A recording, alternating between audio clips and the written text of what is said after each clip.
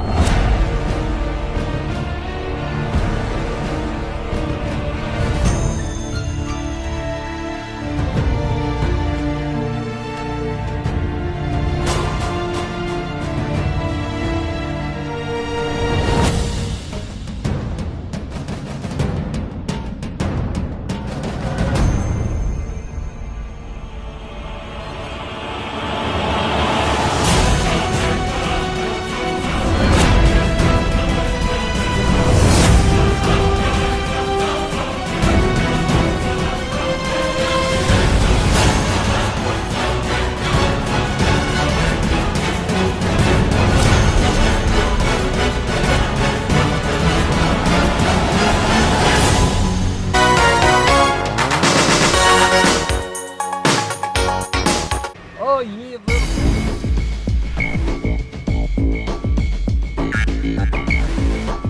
Welcome back to Way Happy Bible Study. I wanted to see if you caught a fish. I wanted to see if he prayed and caught a fish. I bet he does. Let's get back into our Bible study. We are, let's see. All right, let me see. We went 7 to... Where'd we go?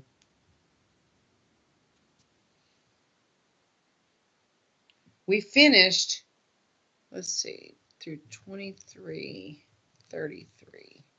Now we're going to go into Exodus chapter 24.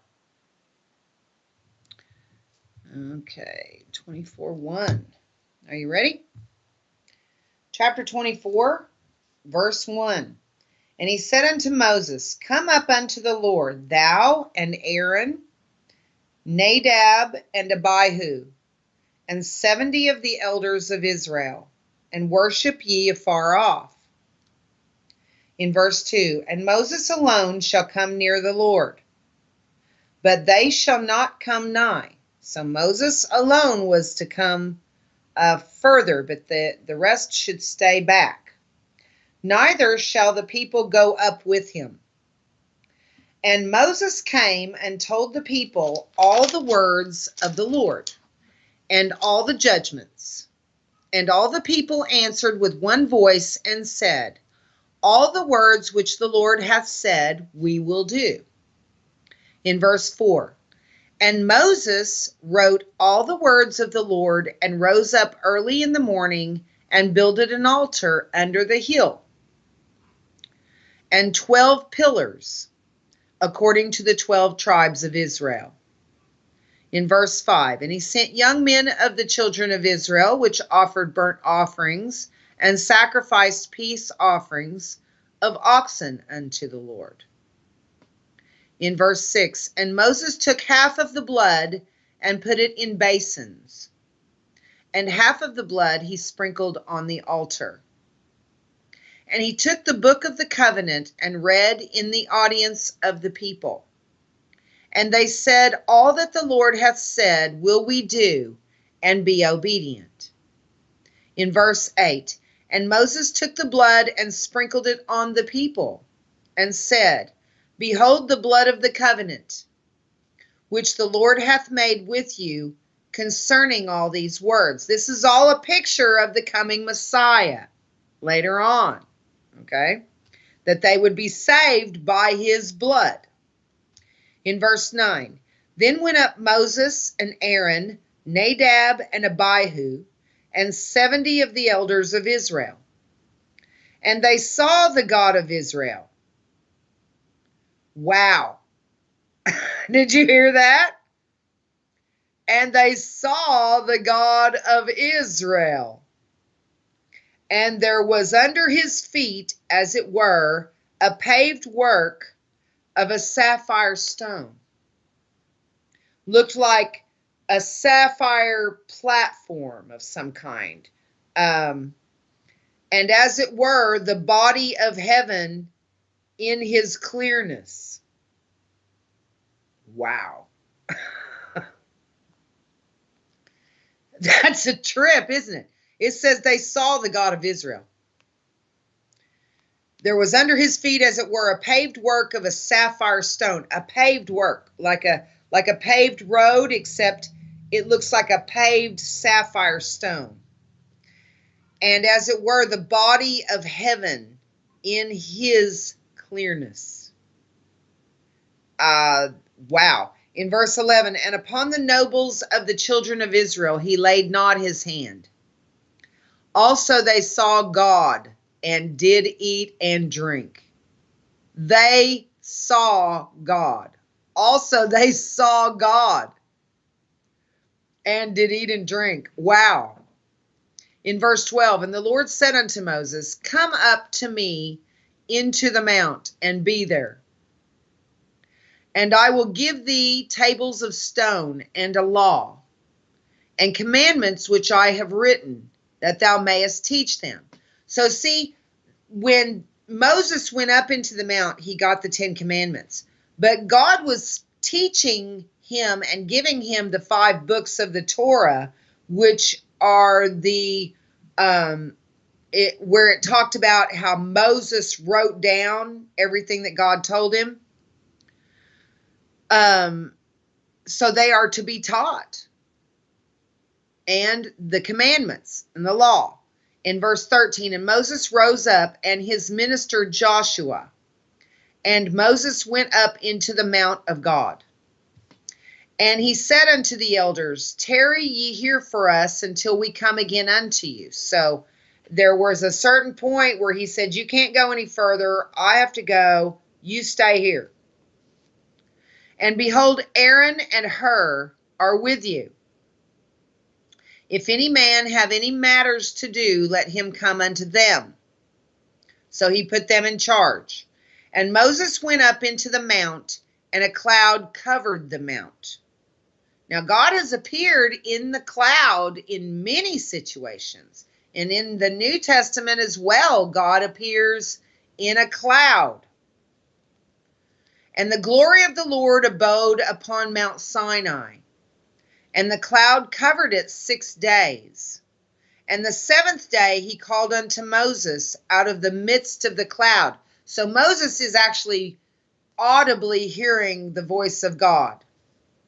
In verse 17, and the sight of the glory of the Lord was like devouring fire on the top of the mount in the eyes of the children of Israel. So the glory of the Lord was like the whole mountain being on fire.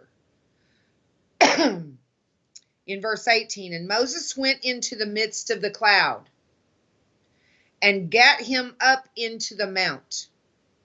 And Moses was in the mount 40 days and 40 nights. Let's go straight on into chapter 25 and verse 1. And the Lord spake unto Moses, saying, speak unto the children of Israel, that they bring me an offering. Of every man that giveth it willingly with his heart, ye shall take mine offering.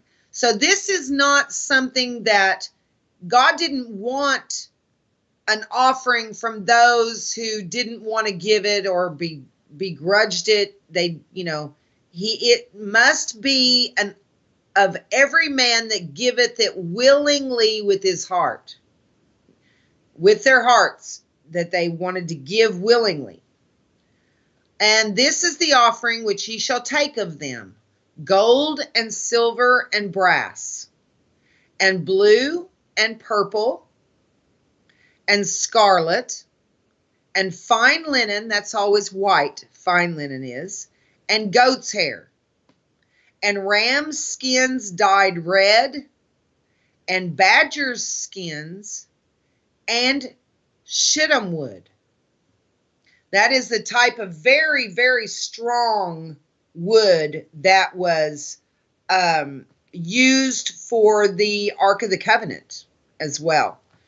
In verse 6, oil for the light, spices for anointing oil, and for sweet incense, onyx stones, and stones to be set in the ephod and in the breastplate. So he's giving them a whole list here of things he wants the people to give. Some will have some of it, others will have other parts of it, but collectively for the people to give willingly of their hearts all of these things that he's put on this list. In verse 8, and let them make me a sanctuary. So this is the ingredients that were needed to build the tabernacle. Okay? Let them make me a sanctuary, that I may dwell among them.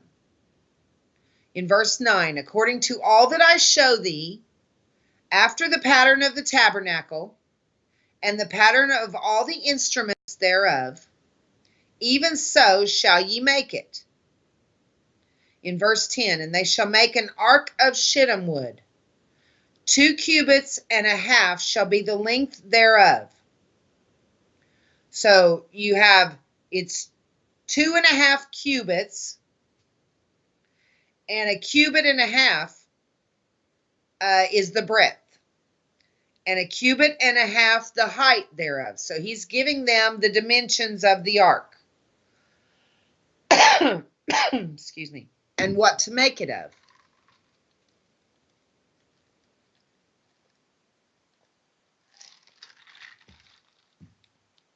In verse 11, and thou shalt overlay it with pure gold.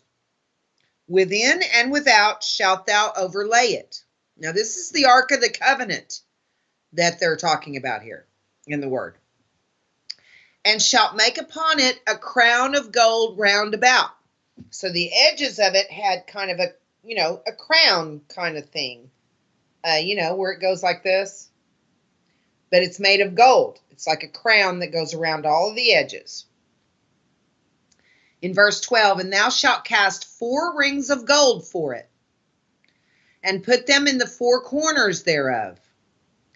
And 2 rings shall be in the one side of it, and 2 rings in the other side of it. Now these rings were for the poles that the priests would put through the rings and pick up the ark with it, because you couldn't touch the ark once it was completed.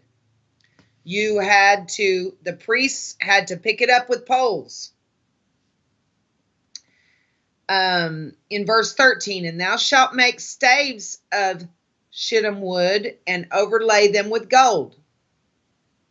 In verse 14, and thou shalt put the staves into the rings by the sides of the ark. The staves were the poles, that the ark may be borne with them, or carried. Now in verse 15, the staves shall be in the rings of the ark. They shall not be taken from it. So you leave the poles in the rings at all times. In verse 16, and thou shalt put into the ark the testimony which I shall give thee. So the 5 books of Moses were in there. In verse 17, and thou shalt make a mercy seat of pure gold. 2 cubits and a half shall be the length thereof, and a cubit and a half the breadth thereof. The ark looked like a throne when they got through with it. In verse 18, and thou shalt make 2 cherubims of gold, of beaten work shalt thou make them, in the 2 ends of the mercy seat. And make 1 cherub on the one end, and the other cherub on the other end. Even of the mercy seat shall ye make the cherubims on the 2 ends thereof. And the cherubim shall stretch forth their wings on high, covering the mercy seat with their wings. And their faces shall look to one another. Toward the mercy seat shall the faces of the cherubims be. So you had the box, then you had 2 cherubims, and their wings extended like this for the back of the throne. Okay, it looks like a throne. And thou shalt put the mercy seat above upon the ark. That is on the top of the lid. And in the ark thou shalt put the testimony that I shall give thee.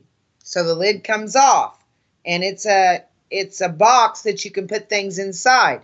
But when the lid's on it and the cherubim are there with their wings crossed like this, it looks like a golden throne. Okay? So thou shalt put the mercy seat above upon the ark, and in the ark thou shalt put the testimony that I shall give thee. In verse 22. And there I will meet with thee, and I will commune with thee from above the mercy seat, from between the two cherubims, which are upon the ark of the testimony. So see, God is saying he's going to be basically right there on that throne, between those two cherubim. Of all things which I will give thee in commandment unto the children of Israel.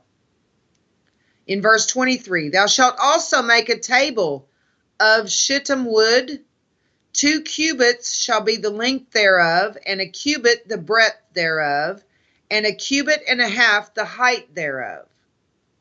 And thou shalt overlay it with pure gold, and make thereto a crown of gold around about, like we talked about was on the edge of the ark. This goes on the edge of this table as well. In verse 25, and thou shalt make unto it a border of an hand breadth round about, and thou shalt make a golden crown to the border thereof round about. In verse 26, and thou shalt make for it 4 rings of gold, and put the rings in the 4 corners that are on the 4 feet thereof. In verse 27 of Exodus 25, over against the border shall the rings be for places of the staves, those are the poles, to bear the table. In verse 28, and thou shalt make the staves of shittim wood, and overlay them with gold. So they were made of wood, but they were overlaid with gold, that the table may be borne with them. So like with the ark, they put this table that was a part of the temple furnishings, tabernacle furnishings. They also carried that with poles. Okay. In verse 29 of Exodus 25, and thou shalt make the dishes thereof, and spoons thereof, and covers thereof, and bowls thereof, to cover withal, of pure gold shalt thou make them. So you had all of these, they were making all of these temple vessels for the tabernacle.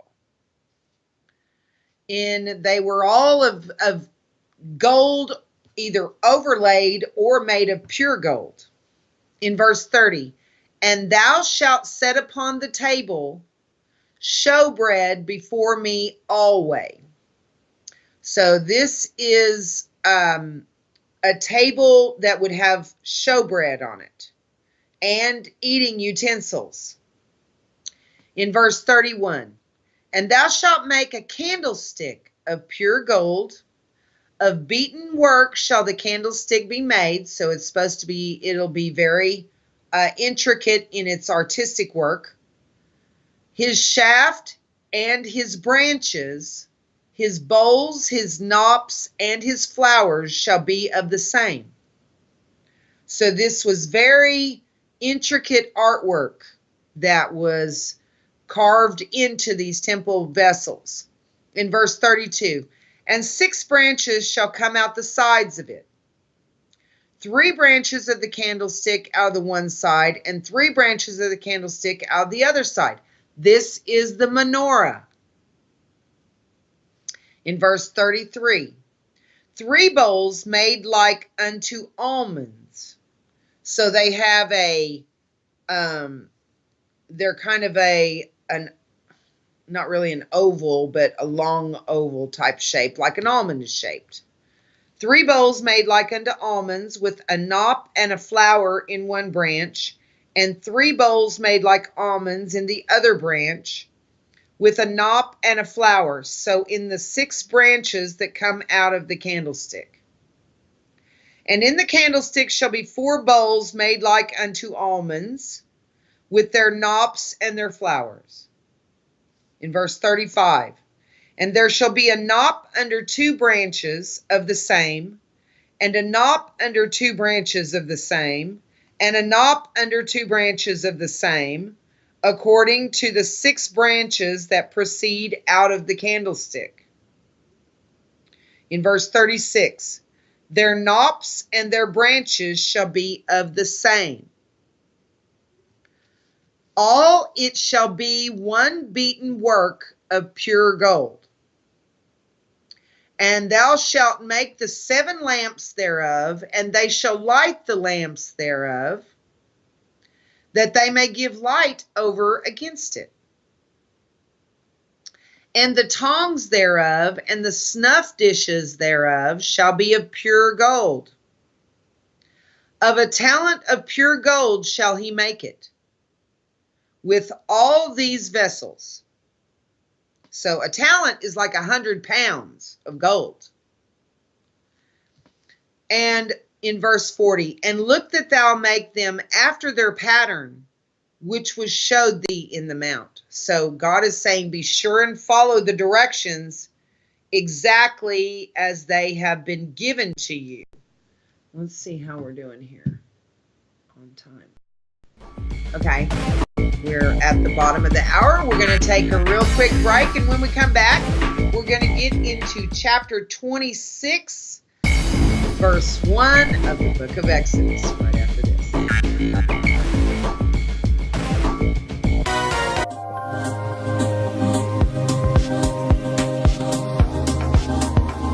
Straight up.